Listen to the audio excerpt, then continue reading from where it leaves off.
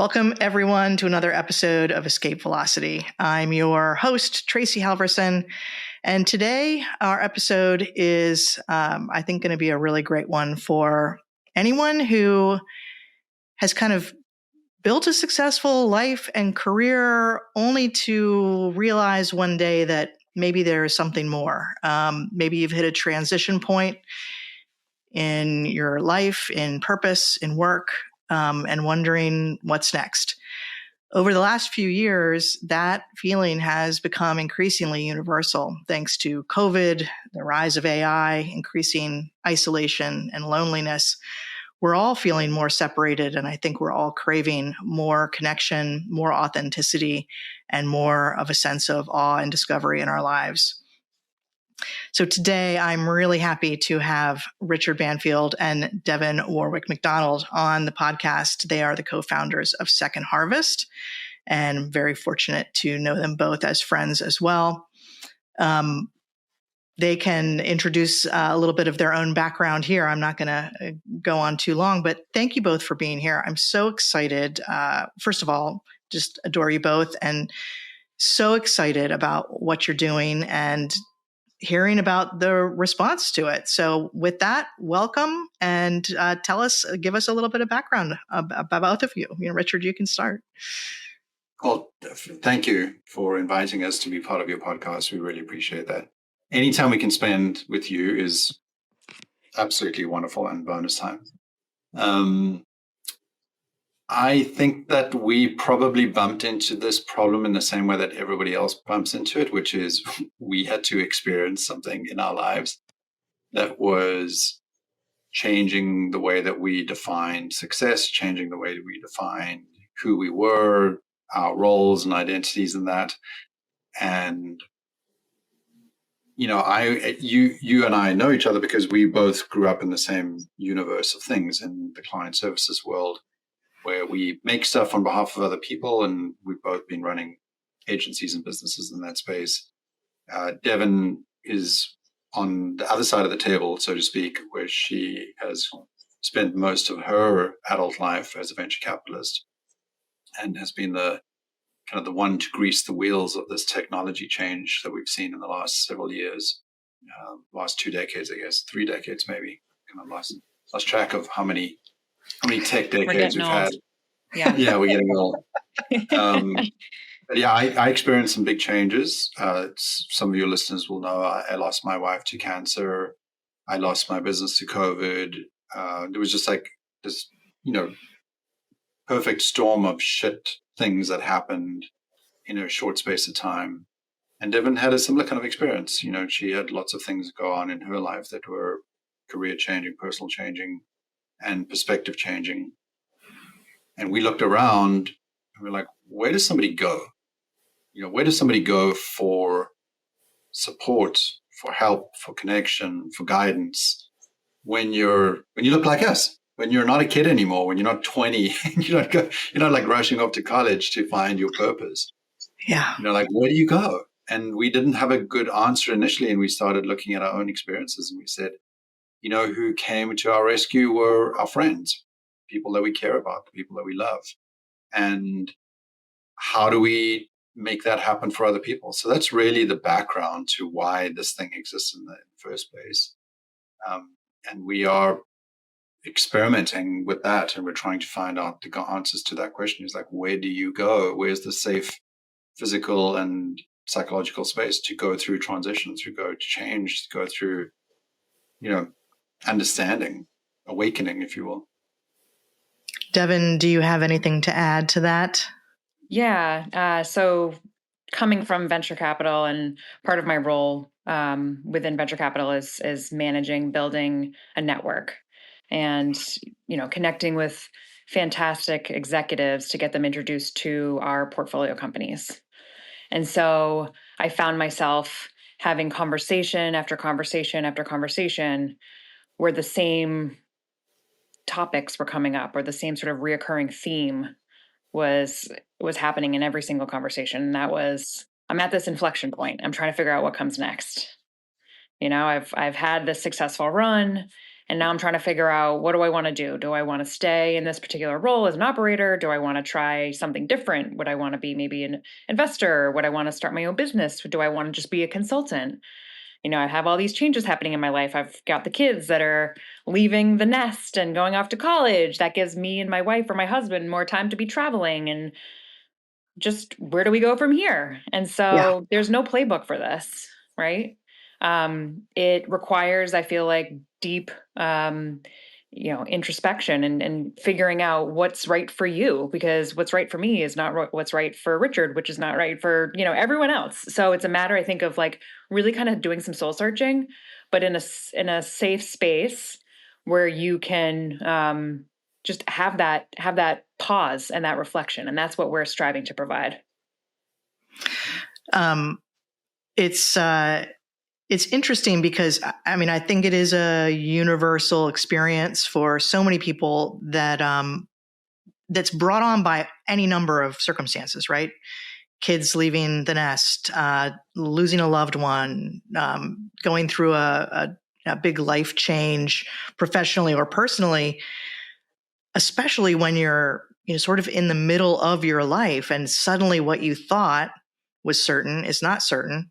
And you're faced with the reality that there is the only thing that's certain is uncertainty, right? Yeah. And you realize, like, is this it? Where do I find meaning? Because we all want to feel like there's meaning in what we do and what we live through. So I guess, tell me about, you've had 2 retreats so far, 2 different cohorts. Tell me about those first experiences. How did you prepare? Yeah. How didn't we prepare?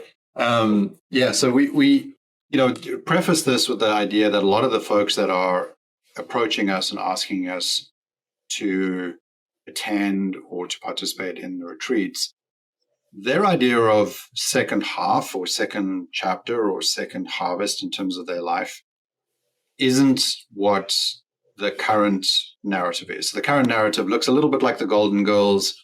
Our parents' generation is that kind of, oh yeah, we've done our bits, we've raised the kids, we've got the pension. Now we're going to move to Florida. We're going to drink Mai Tais and play pickleball or whatever your thing is.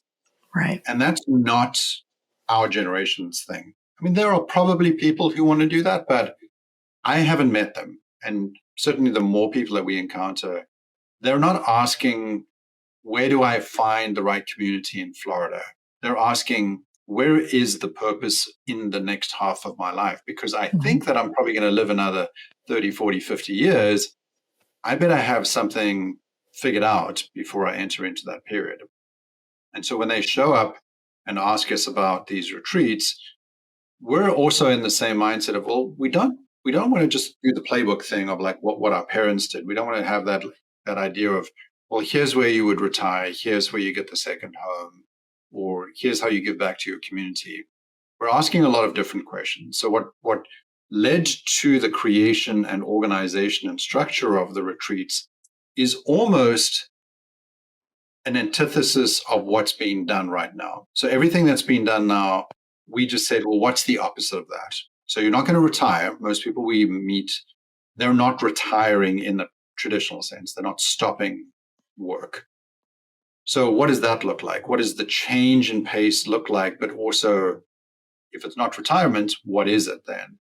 If it's not moving to Florida, what is it then? If it's trying to create more community and family bonds or friendship bonds, what does that look like? Because that's a big concern, is that we now have a loneliness epidemic in the United States and probably in many other Western countries. So to answer your question, we didn't know specifically what the answers were, but we knew what the questions were. And we stepped into this ambiguous, somewhat liminal space where we were willing to live the question, not provide the answer. So instead of saying, we have all the answers, we're the gurus, we have a playbook, we know what you need to do, come on this retreat, you'll get your certification at the end, and then all your problems will be solved. We said bullshit to that. We called ourselves as well out on that and said, we don't know what those answers are. We don't have clarity about what the next half looks like, but we know what the good questions look like. And we're willing to sit with those questions, have good conversations, meaningful conversations about that, and let the answers for each individual emerge specifically for their context. And that was the big breakthrough, is that where a lot of retreats and the wellness community is focused on a guru personality, a playbook, a framework, a certification, we said, how about not doing that? And how about we live the question and step into ambiguity? Because guess what? When you do that, you're also training yourself for what life actually is, which is a series of, I don't know what the hell's going on moments, and a series of uncontrollable things that happen to you where you are expected to adapt and change and respond depending on what those things might be. So we thought it would just be good training to have these 4-day retreats, give people a taste of what that means to live in that ambiguity, live their questions, converse with others about that, find out that they're not unique, that they're not the only one experiencing these problems, and then look around and go, you know what I actually need? I don't need an answer. What I need is a way to live my question. I need a path towards living my question. And this is really important. I need people to walk that path with, because we're not on this planet alone. We're not doing this by ourselves. And the community, the connection, the alliances that form are probably the greatest value that you can get out of these things, is that you walk away with BFFs, you walk away with connections, you walk away with human connection, that you can say, Yeah. I've got somebody who's got my back. I'm going to push down this path that I don't know much about, but I know I've got friends who are going to walk with me on this path and help me get there, regardless of what happens. Well, I love just the whole premise because, as artists, as fellow artists, we know that you have to dive into the uncertainty to get anywhere. You can't wait for there to be a plan and a agenda. And I think that as we have gotten more isolated and there's no support group for life. It's like, where do you go to kind of have the space, but also have the trust that you can go on your own journey, but in the safety and camaraderie of other people who are willing to embrace that too, versus, feeling like you're going to be a product of someone else's agenda. Right.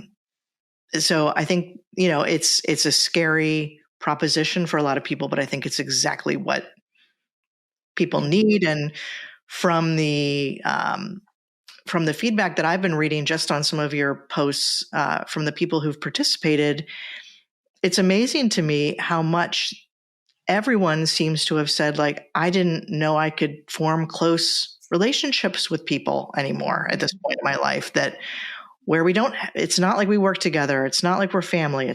We're not neighbors. We're not college friends. Devon, I'm curious how that has struck you, or if you found that to be true from the folks that have already been on some of the second harvests.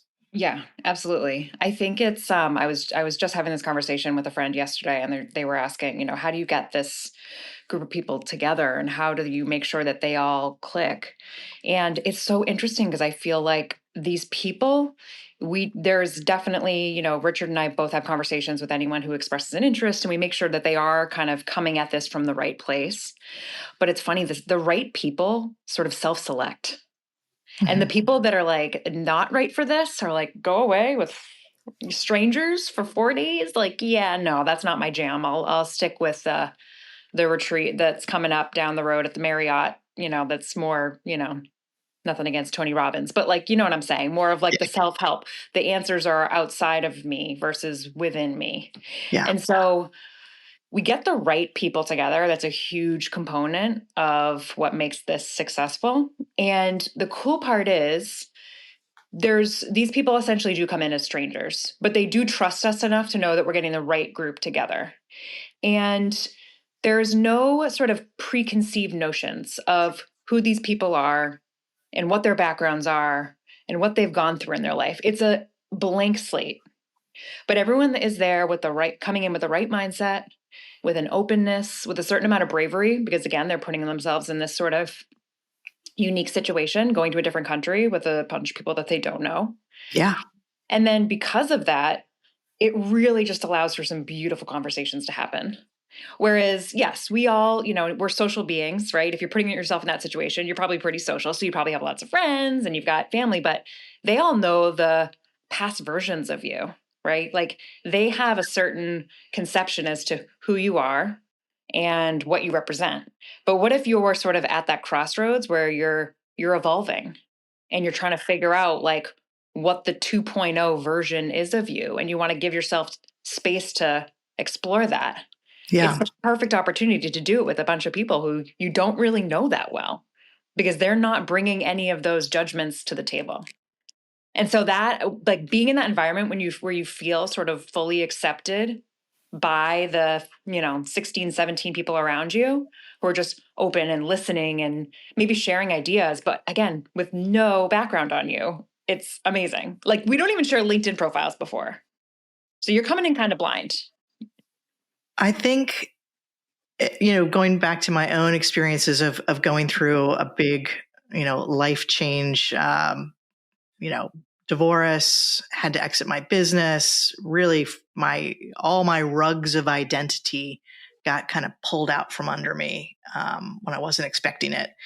And, every time I kept thinking I was on solid ground, again, something else would get yanked out. And as those things were really getting ripped away, I had to embrace the fact that I was going to change. And that was exciting, as much as it was terrifying. But we do cling on to our identities and our past and how we think of ourselves and what we think we're projecting to others. And a lot of it, to your point, Devon, is built from that shared history we have.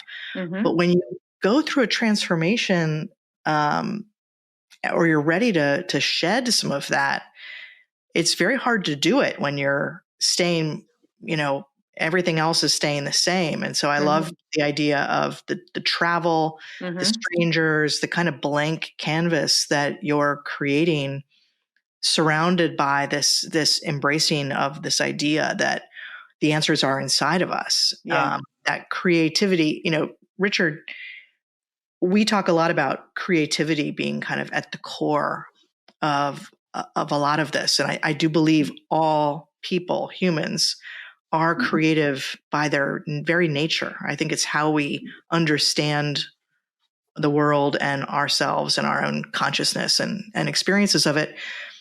How did your feelings about creativity impact the creation of this, the birth of this idea? And how do you bring that into the experience for people that may not necessarily know that they're creative? There were two parts to it. One was I needed to be creative to be healed. So when Christy was going through her roller coaster of cancer treatments and whatnot, turning to art, turning to creativity was my therapy.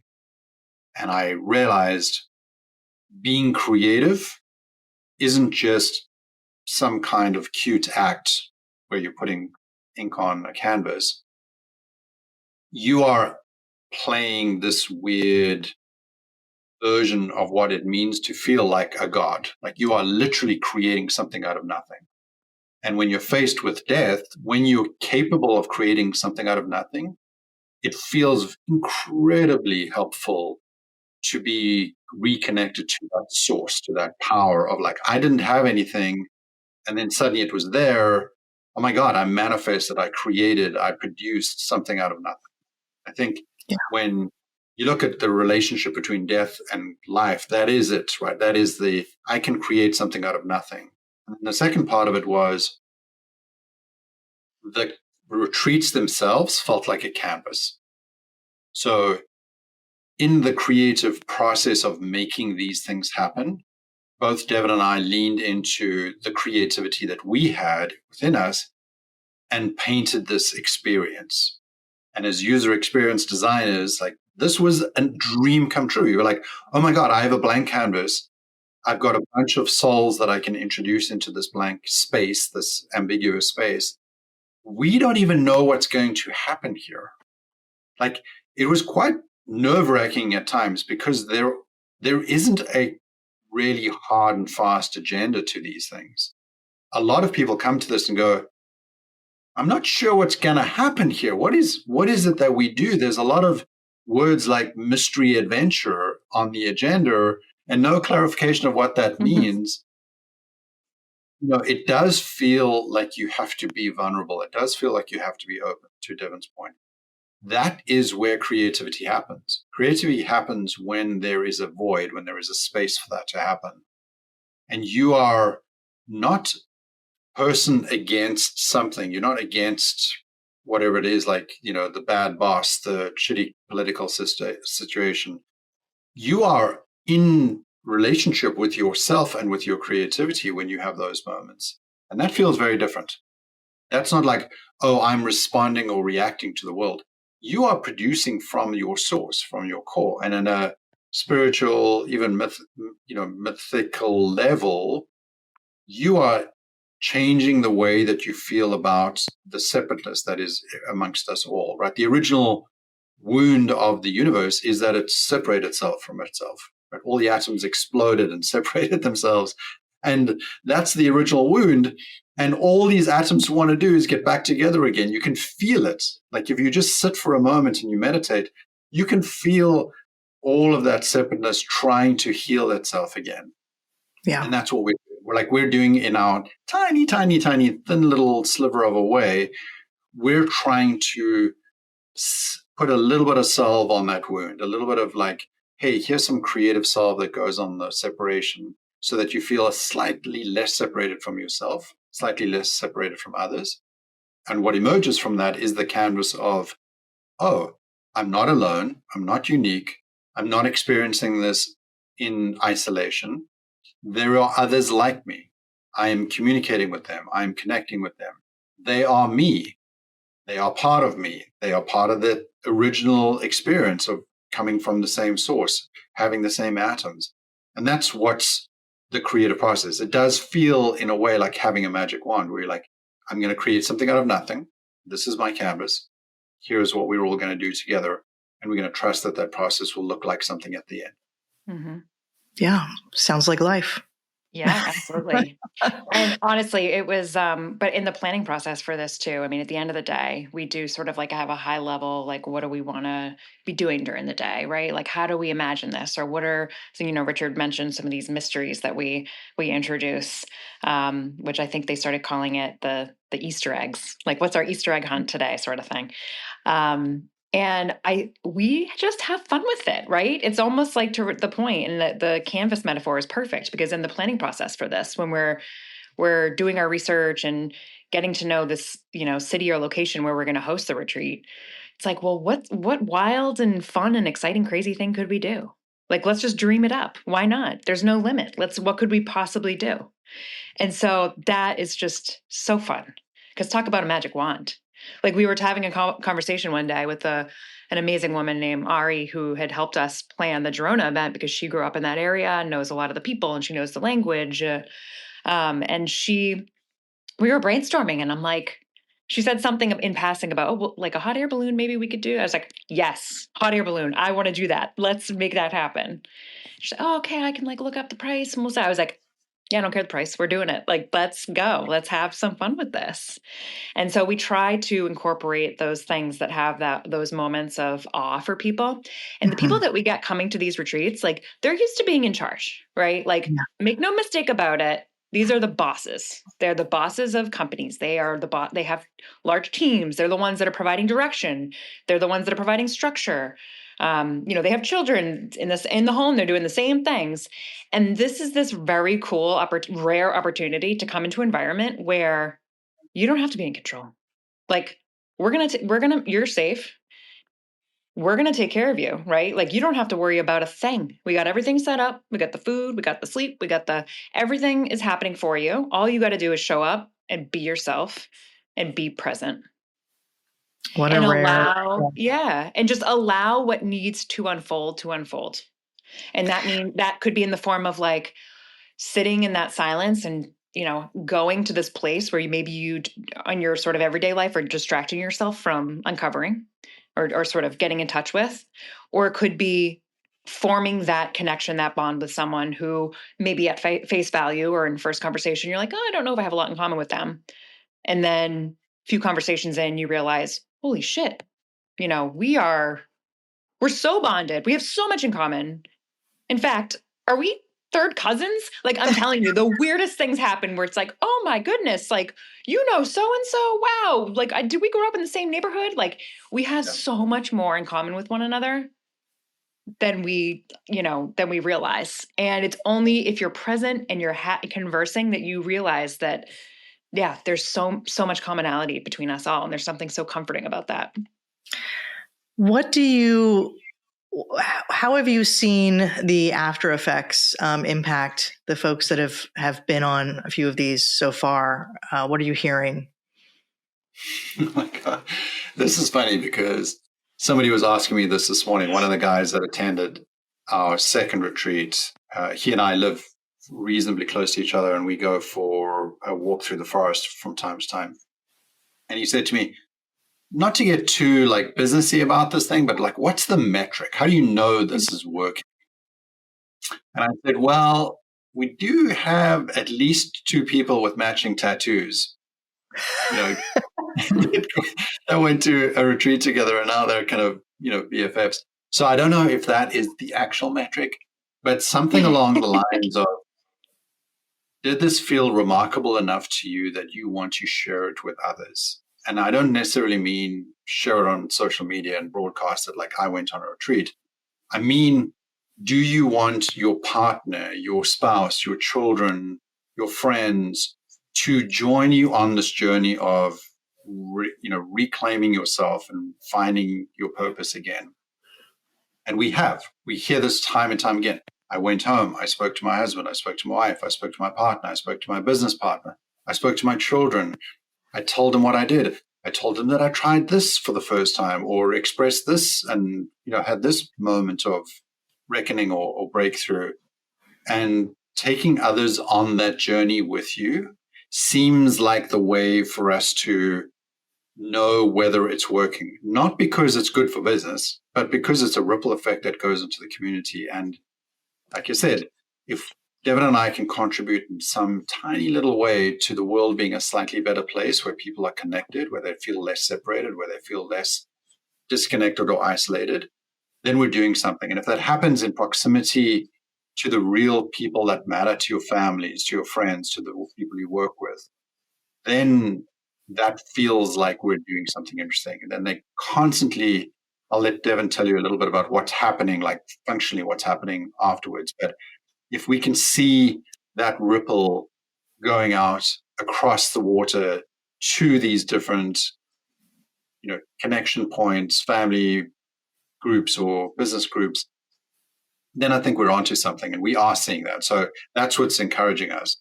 But Devon can tell you a little bit about what she's involved in, because she's got groups getting together for doing, I wouldn't say like follow-on work, but like necessary reconnections. If you Yeah, I think we're finding just different opportunity. I think one thing we talk about at the retreat as part of the last day, because the way that it's sort of structured at a high level is, the past. We start off talking about our past and our identities, and then we focus a bit more on, okay, well, what does the present look like, and what do we want for ourselves? And then we wrap up with, well, how are you going to put this into motion? And one thing we talk about, and that can be sort of overwhelming, right? Yeah. Like, okay, I've just uncovered, these amazing insights. And now you feel this intense pressure of like, well, how do I actually do something with this? And where do I begin? And what we talk a lot about is experiment, right? You don't need to have all of the answers coming out. It is, and to Richard's point, it is probably going to be a series of questions that bring upon more questions. And to get there, you got to take action. Richard talks a lot about, action inspires, or mood inspires action. Yeah, mood follows action. Yeah. And so, well, what are you going to do to take those? They don't have to be giant leaps, little steps forward. Yeah. Right.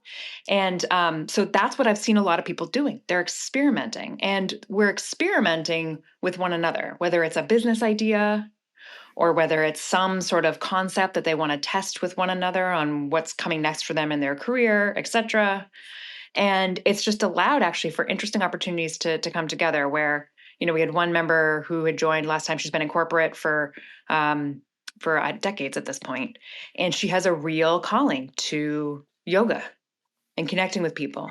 And she's been a badass in, a Fortune, I don't know, it's probably 100 organization, managing a large team, but she's like, something is calling me outside of this. I really want to get into yoga. Well, okay, let's run a series of experimentations then. Like, what can you do to start testing the waters? You don't have to quit your job tomorrow. You make a lot of money. You actually really love what you do, but how can you start to, you have this calling. Let's run some things on the side. So she's starting to organize events where pulling together people from Second Harvest in person and online doing a yoga series. And she's testing it out for herself. Is this something she wants to pursue deeper, or is this something that can be alongside her corporate job? And there's a two-way benefit of it, right? Because we get to participate in it and stay connected to one another, but she's also feeling it out for herself. There's an element of accountability that seems to be a natural outgrowth of these experiences, where now that you've connected and you've kind of unpacked your suitcase and then decided what's going to leave with you, and there's room for all the new, to have that accountability to kind of report back or continue to kind of send in your results of your experiments and your tests seems important, right? Because we don't know, and we won't know if we don't start doing those experiments and testing things out. And that will often, yes, lead to more questions. But if there's not a group to be accountable to, I think that's where people sort of can lose the thread and lose touch with that. Accountability is absolutely a big part of this, and people are craving it, right? Again, these are the higher achievers. They're like, yeah, I want to show up. I want to do this. And they know, okay, if there's like some sort of milestone, okay, I got to take that action, right? This is the language that we're sort of used to, and what's made everyone so successful in their lives. There's also just getting together and having a reminder of the magic that happened. So you go there and you have this profound experience, and you come back and it's a little like, oh, okay, how do I want more of that? Like that deep connection, that feeling like I can truly be myself. Like I've had a lot of people say it's like almost like I felt like I did when I was a child, like a kid, to just be myself. And they're, so they have a hankering for that. So if you create those opportunities to get them back into that space where they say, oh yeah, that's, even if it's a Zoom call, it's still a reminder of that feeling. And that can do wonders with just, taking that step, like that another baby step after that call. This was a good reminder of what this could be. I'm so, I have a lot of conversations with people, and I often think, every generation thinks they're living through, once in a human existence, kind of event, or the end times are always, everyone thinks they're living through it. But I do think that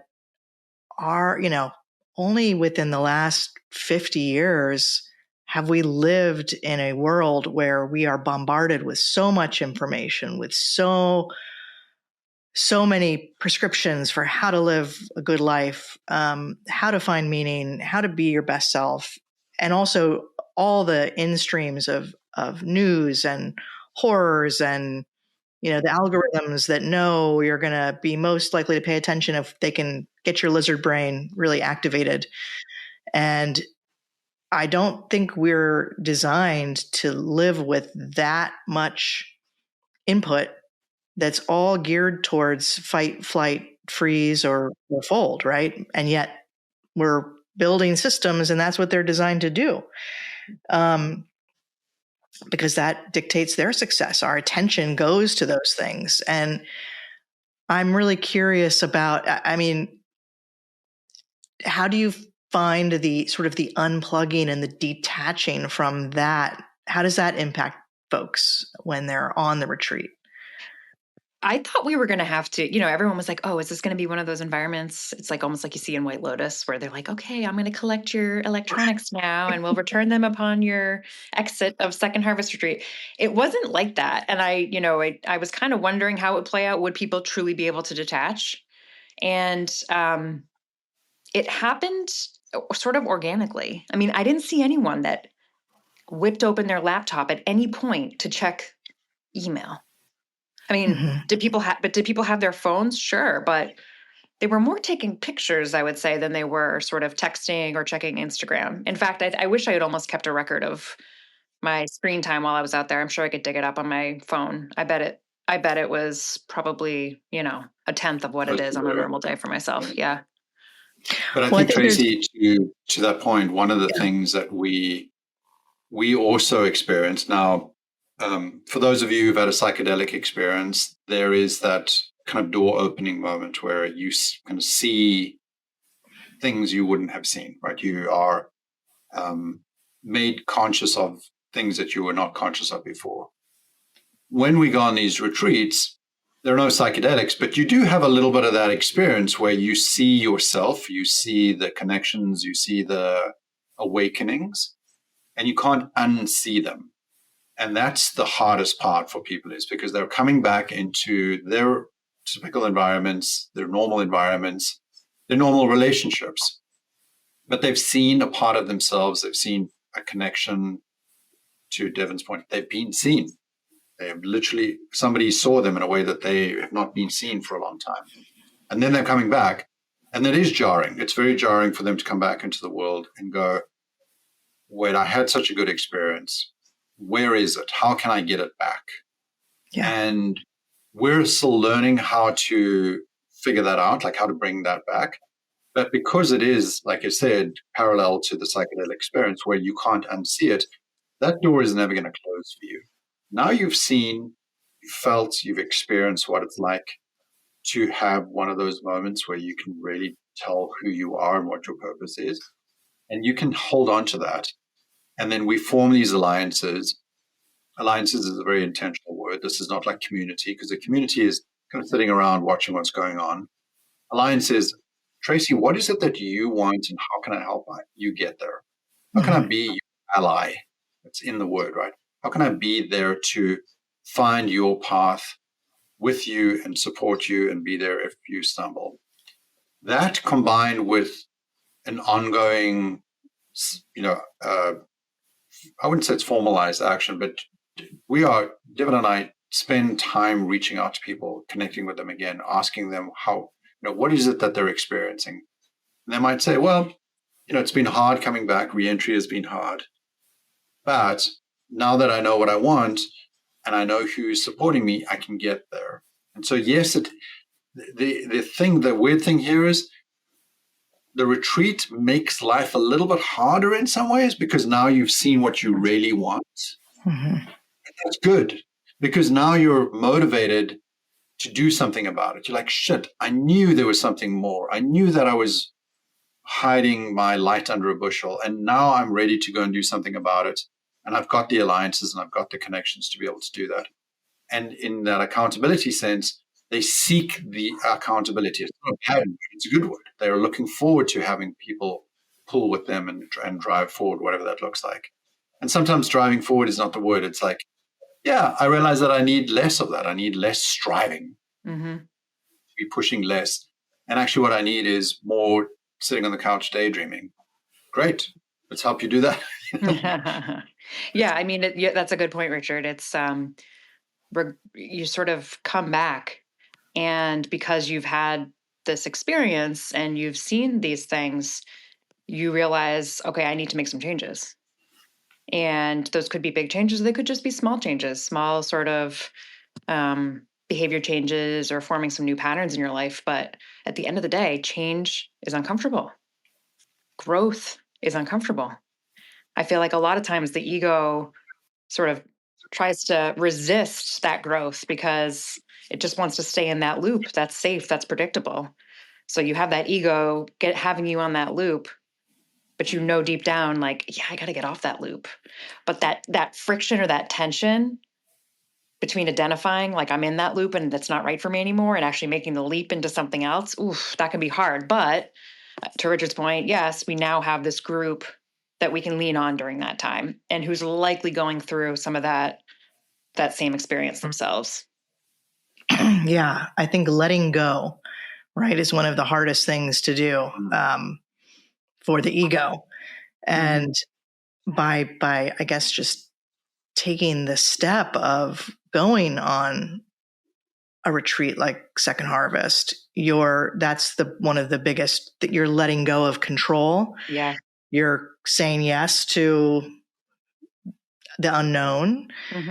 And I think that to do that and then come away with so many gifts, I would imagine it would be overwhelming to some extent, but extremely helpful to sort of say, well, how can I integrate these small things into my life so that it becomes more integrated, and I don't need the big shock of doing something like that. It reminds me, everyone knows, right? Like, take more walks in nature, do things that, inspire a sense of discovery, do more creative projects. We're all told how fulfilling doing these things are, but yet I see nothing but people going, yeah, I know I should get up and do this first, or I know I should do that first. And so many people don't do it. And sometimes you do need a big immersion.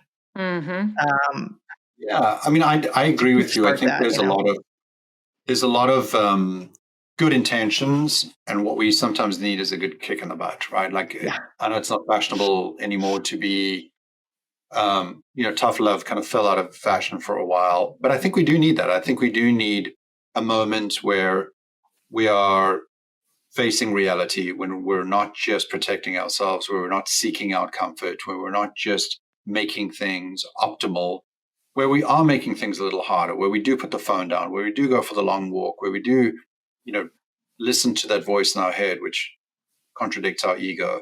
Like, a lot of that stuff isn't easy, but it's necessary. It's a necessary part of change. It's a necessary part of growth. We don't want to create another self-help regime that suggests that we are just optimizing ourselves to more productivity. And Tracey, I know you've talked about this a lot. I know that Nancy's talked about it a lot on your podcast. Nobody has ever achieved work-life balance. That is a 100% bullshit idea. There is no such thing as work-life balance. Work is life. Life is work. We are integrated. We are in harmony with these things, hopefully at some times in disharmony with some of those things at other times. And it's not our job to find comfort and optimization in our lives. It is our job to carry the heavy wood, chop the wood, or to carry the water. I can't, I'm messing up my metaphors here, but it's like, you got to do the work. And part of the retreat means pushing you out of your comfort zone.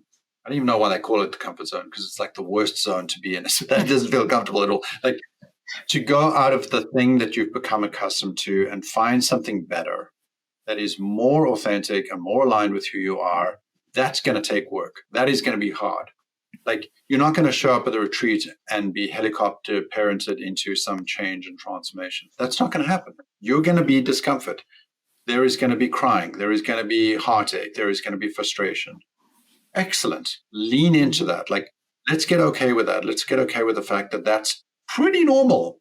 Like, it's okay to not feel okay. And then at the end of that, go, phew, okay, now that we've got all that out of the way, what is it that we need to do in order to sustain that? And for each person, it's going to look different. For each person, their context is different. Their age is different. Their situation is different. All of those things are going to add to the complexity of that. That's okay.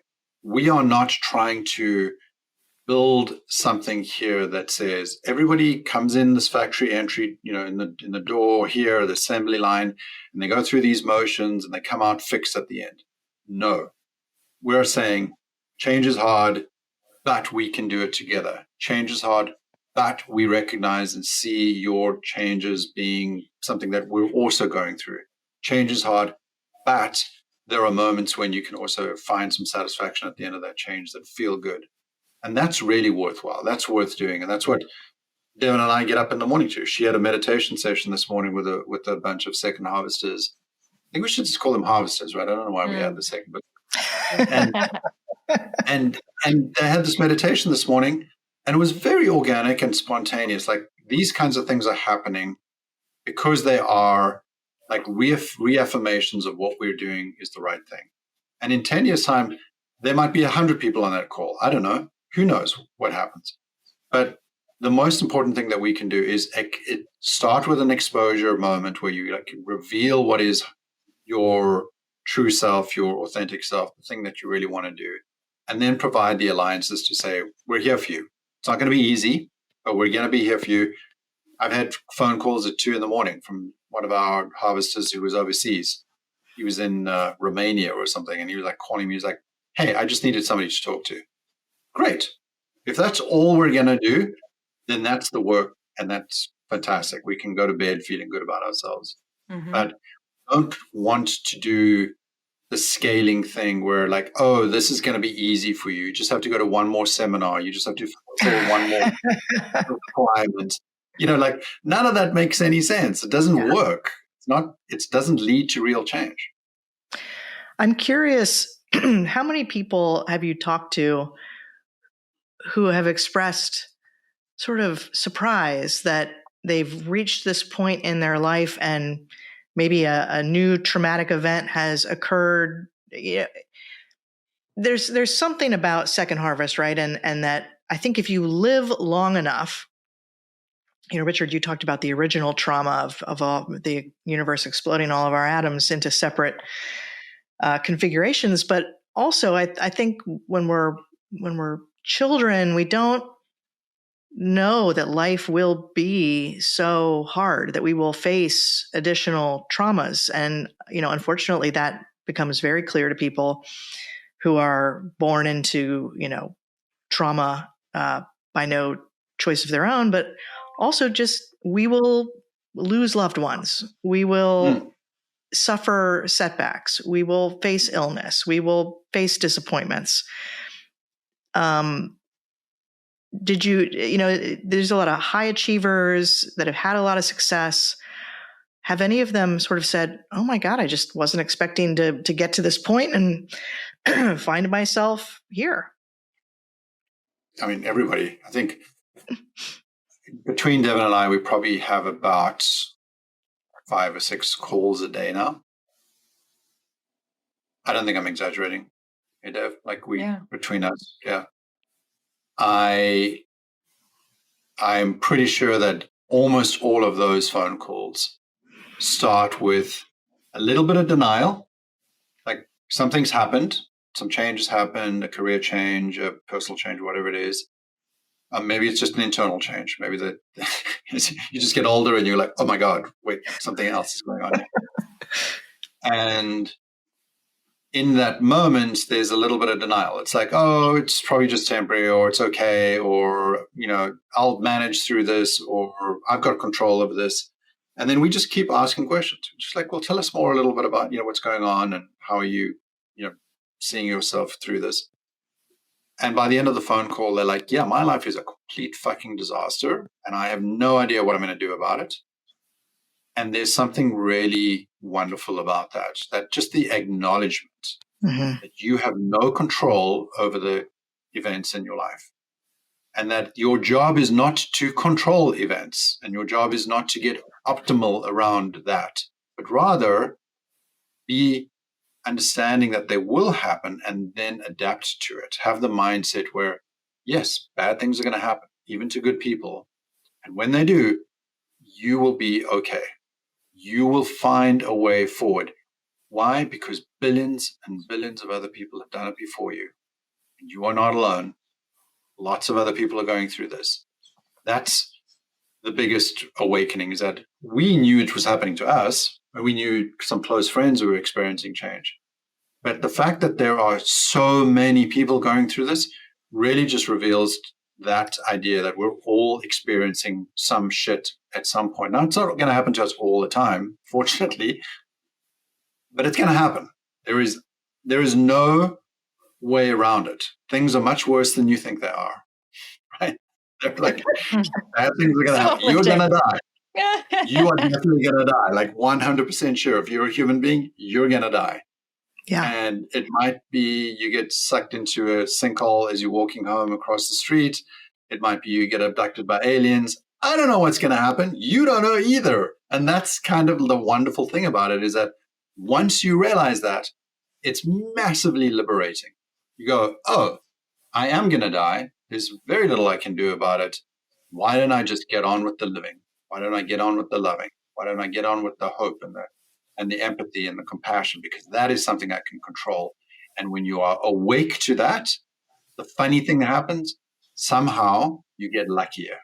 And I don't think it's luck. I think you just start observing the universe in all its beauty, and you start to see all these gifts that are being presented at your doorstep. You're so quick to step over because you're on your way to work. You're on your way to climbing the ladder. And so you don't see all these wonderful things that are happening. And that's really the beauty of this, is that these folks call us. I had a call with a guy about a week ago. He was very guarded. Yeah, things are okay. There's change in my life, but it's acceptable change, or I can't remember what word he used, but something along those lines. And then I get an email from him this morning. Hey, Richard, remember that call we had last week? I need to get together with you. There's some big stuff going on in my life, and I'd love to get a coffee with you. So not always happens in the moment. It doesn't have to be one conversation. We've had harvesters who've gone to the retreat, and then 2 weeks after the retreat, they've called us and said, you fucked up our lives. Like, our lives are no longer the same as they used to be. Now, it took a little while for it all to sink in, or for the admission to kind of show up for them, but it happens. And it happens to all of us. And there are going to be 70 to 80 million Americans retiring in the next 10 years. It's a lot of people going through change. Yeah, it's change is the only certainty, right? Absolutely. What's the most unexpected thing that has happened as a result of you all deciding to do this?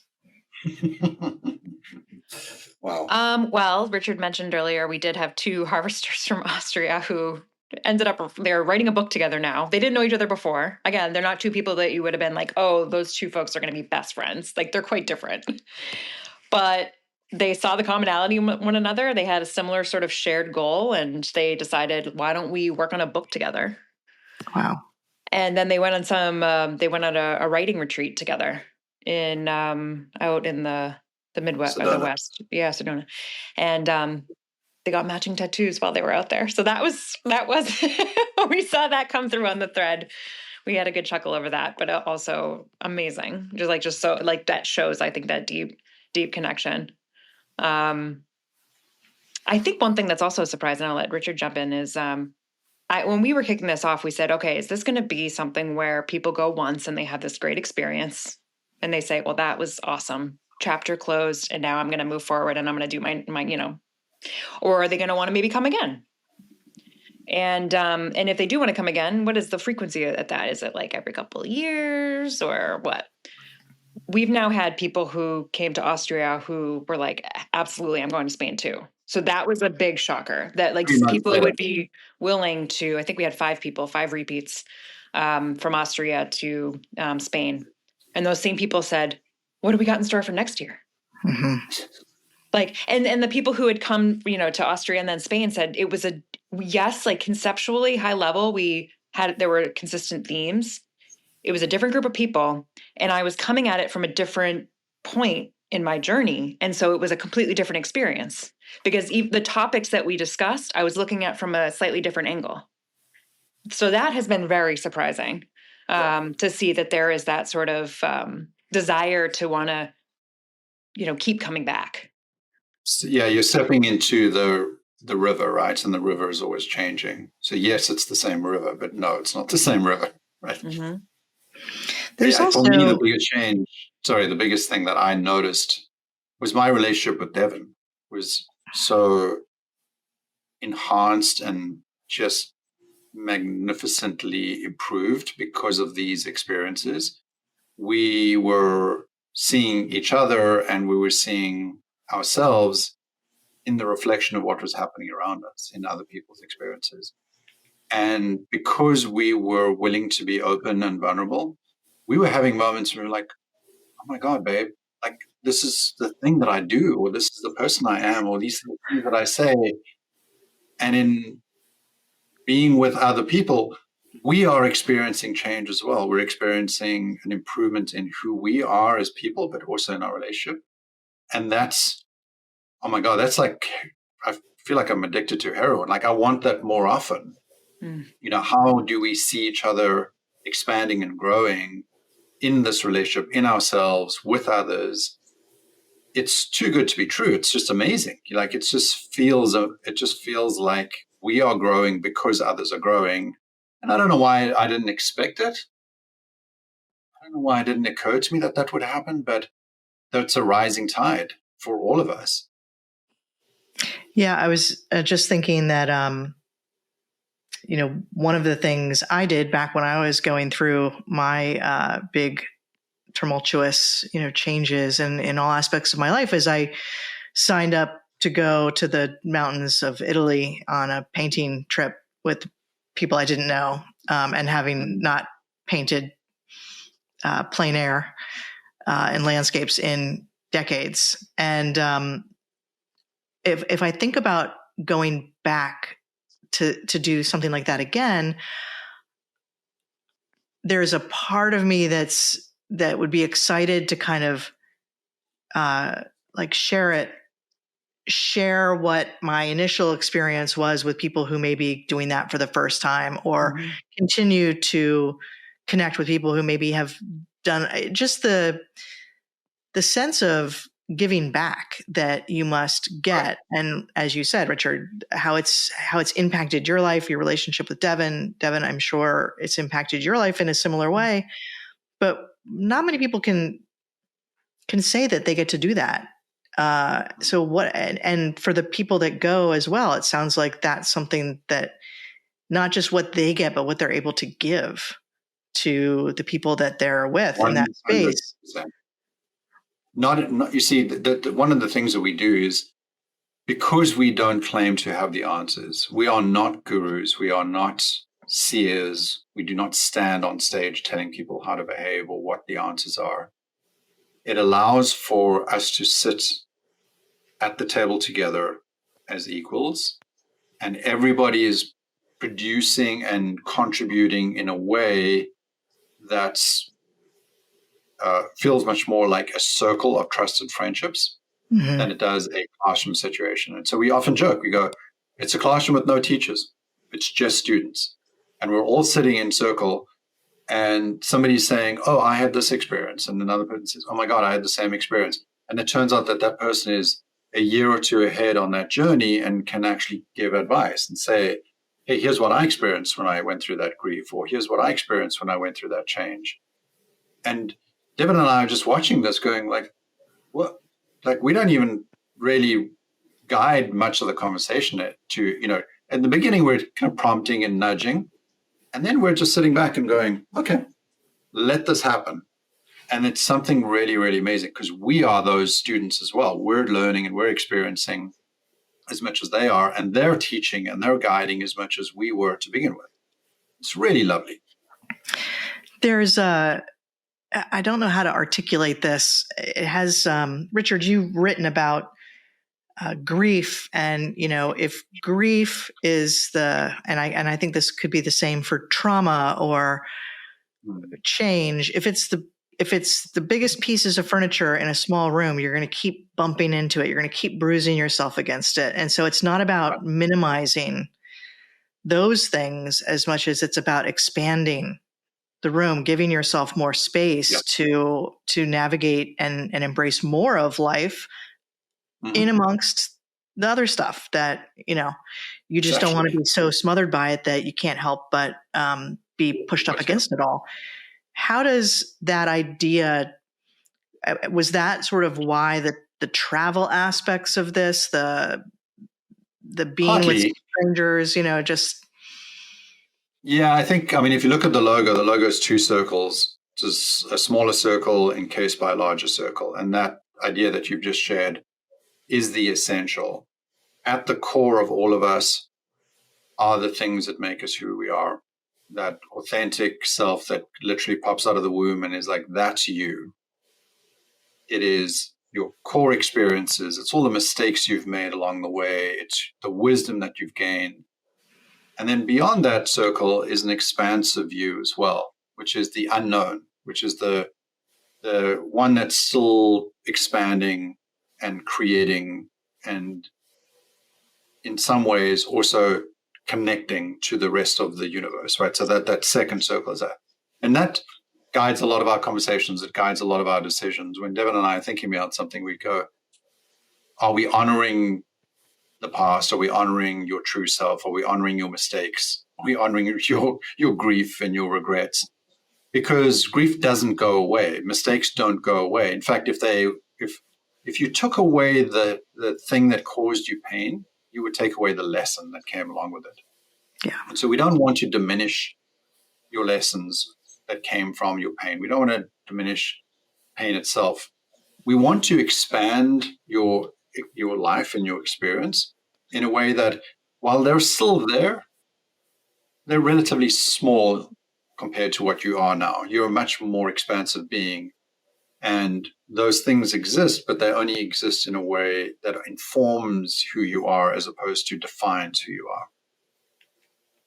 Yeah, I love that idea. We don't have a expansion limit on our on how we experience life. There is no cap on it. And so it's really up to us. And if we just stay in our small little spot where all we see is the trauma and the pain and the hardship, and we don't realize that that can be the opposing point of tension that can really highlight the opposite, which is extreme joy, extreme connection, extreme peace. I don't think that happiness or joy is a byproduct of ease or comfort. It comes out of those tensions because you can appreciate things so much more fully. And I think our ability to appreciate is boundless. But it's contrast, right? You see, you can, I mean, you're an artist, so you know this more than most. Without daylight, there is no nighttime, and without nighttime, there's no daylight. Without black, there's no white. There has to be contrast. And the smoothing out and the averaging out of our universe right now, using things like AI, is the hardest thing to watch as an artist. No, I want to see contrast. I want to see tension. A lot of my art pieces over the last couple of years were entitled tension 1, tension 2, I want to see life in contrast. I want to be able to discern between one and the other, to have a taste that says, I like this and I don't like that. That's okay. We spent so much time over the last couple of decades trying to fix everybody's problems, and we also made things a little beige and compromised, right? Now we also need a little bit of that, like, I want to be different. I want to be changed. I want to be odd and weird. Like, that's good, because that allows us to see the edges of our reality, to see those expansive parts of us. And that's cool as well. Like, that's part of this, is I don't want anybody to come out of a retreat going, well, now I'm just like everybody else. I've got my badge and I'm a harvester and I'm fixed now. I want them to come out and go like, God, I'm weird. I'm full of a bunch of strange ideas. It's the little quirks. It's the little, even just, do you find yourself now when you're looking through an email from someone or a LinkedIn post, if you see a typo, I personally feel a bit more reassured that, oh, they actually wrote this. It wasn't just ChatGPT. How cool is that? Like, for someone who has been typo prone my whole life, I'm like, cool. If I make a little mistake, that actually makes me more special and authentic. I'm pumped about this, right? I mean, this humanness, we're craving the humanness. And at the end of the day, we're humans and we make mistakes. And I think that we're actually at a point in which we're maybe going to appreciate that humanness that much more. Because we are faced with like the output of ChatGPT, which is pretty close to perfection. It's interesting, all of these systems we've used over time to value things, perfection, how much time it takes you to write something, no errors, well written, well produced, beautifully designed. There's an element of valuation that's getting really messed with now. And I think for the better, because I think that we will be forced to look back to the human authenticity that is really what we're after, not under the veneer of perfection. And now that AI can churn it out, it is about the individual taste, the individual quirks, the individual experience, the lived experience that makes us all unique and yet also connected, that I hope, I think is going to have a much broader appreciation for all of those things. We're seeing that in the retreats because they are primarily analog, right? They're not digital. They're not a Zoom call. To Devon's point, we're not anti-tech or anti-AI. We're not forcing people to lock up their phones or anything. But we're showing them with this appreciation for the natural environment, for the things that are analog. We realize that a more meaningful conversation happens around the fireplace than it happens in the comments on chat. And because of that, people lean into that and they recognize it as well. They go, oh, this is what I've been missing. And there is a value in that to both of your points, we are starting to see increase over time, because the more digital, the more AI, the more likely it is for us to then say, who am I really dealing with here? Where's the real connection here? And as somebody in the service industry, or the customers, the client services business, Tracey, if you get on a plane and you go and spend some time with somebody, that relationship that you form is worth its weight in gold.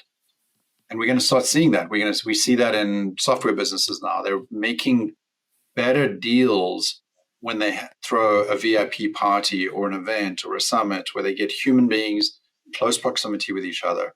We're seeing salespeople do better when they're willing to get on an airplane and go and visit their customer and talk to them and see face to face. Hey, look, I'm not a machine. I'm the real deal. You can trust this. And that's really interesting, because the pendulum does swing back and forth. For us in our retreats universe, it means that we have to then consider what that looks like going forward. Like how else can we do that?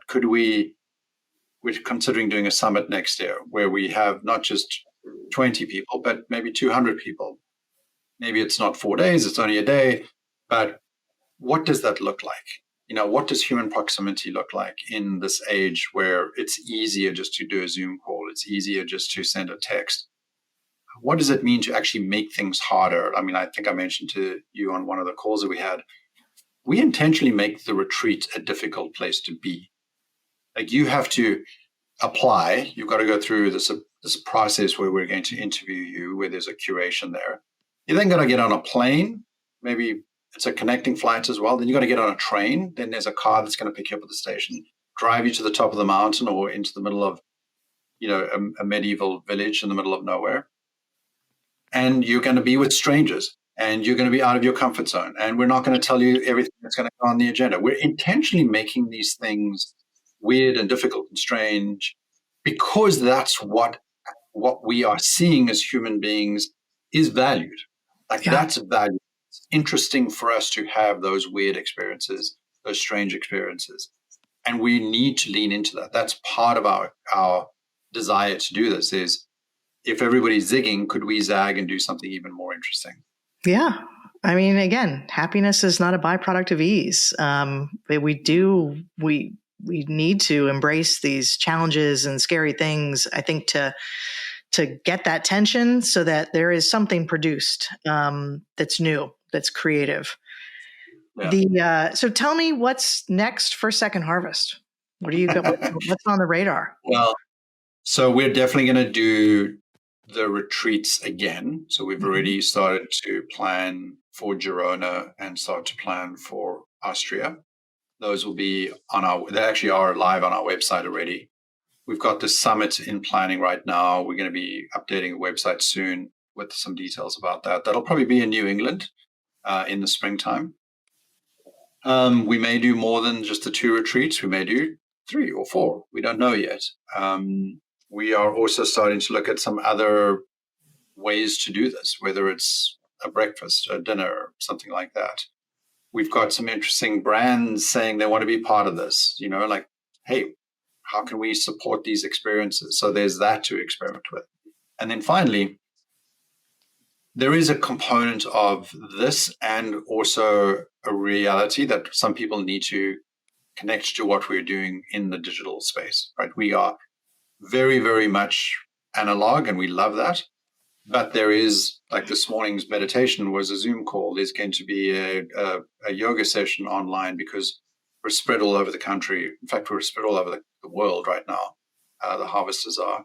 And so we need to be thinking a little bit about the other ways that people can interact with us. So we'll have some online programming next year as well. In fact, we might launch it before the new year. And that'll allow us people to taste a little bit of this without it being a complete experience, but enough of a amuse-bouche to be able to say, oh, that's what I want. I want more of that. I love that. I can't wait to see and hopefully join for a lot of these experiences in the future. We're going to come pick you up and drag you, put you in a white van and drag you off. You will not have to drag me at all. I'll be outside your door with my bag ready to go. Yay. So for anyone that wants to know more, it's secondharvest.co. Yep. Right. Yep. And you can, I'll include links to in the show notes on our website at helloadeo.com, where I've got all the show notes from the episodes. And I think that this is great. Thank you guys both for coming on and just sharing about your experiences in creating this and going through it and what you've discovered. And it sounds, like a really endless and wonderful journey to be on. And so I'm just so excited and love everything about it. So thank you both. Any parting words for our listeners? Well, for the listeners, I want to tell them that Tracey and I have already had a conversation about doing a retreat where art is at the center of the story or theming. We haven't figured out what we're going to do, but keep listening, keep dialing in and finding out what it is that we're cooking up here, because we think that there's something special where that creative, like making of stuff and artistry is actually very much aligned and parallel to the transformation process anyway. So, we'll do it. We just don't know exactly when we're going to do it. And Devon? Yeah, I just, this has been such a fun conversation today. I mean, love geeking out over all of this. And Tracey, I've just really enjoyed listening to your podcast and conversations in the previous months. So thank you for what you do and bringing people together and getting interesting conversations started. It's really fantastic. Well, I thank you. And yes, I cannot wait to get more involved and bring more of that creativity and art to more people. There's that flow state that we all know. We've all felt it at times, and it doesn't necessarily have to happen in front of a canvas, but it's when you feel connected to the universe. Mm-hmm. You're almost not there anymore, and you're just so connected to everything that it can flow through you, and something is created from that, whether that's a change in your own life or a byproduct, a painting or a piece of writing or whatever it might be. I think that's such a magical experience. And it's something that we all need to tap into as often as possible, because I think that's the human experience. So thank you both so much for doing what you're doing to bring that to people. And I will be following along. So thank you for joining me today. Thank you so much. Thank you. Thank you.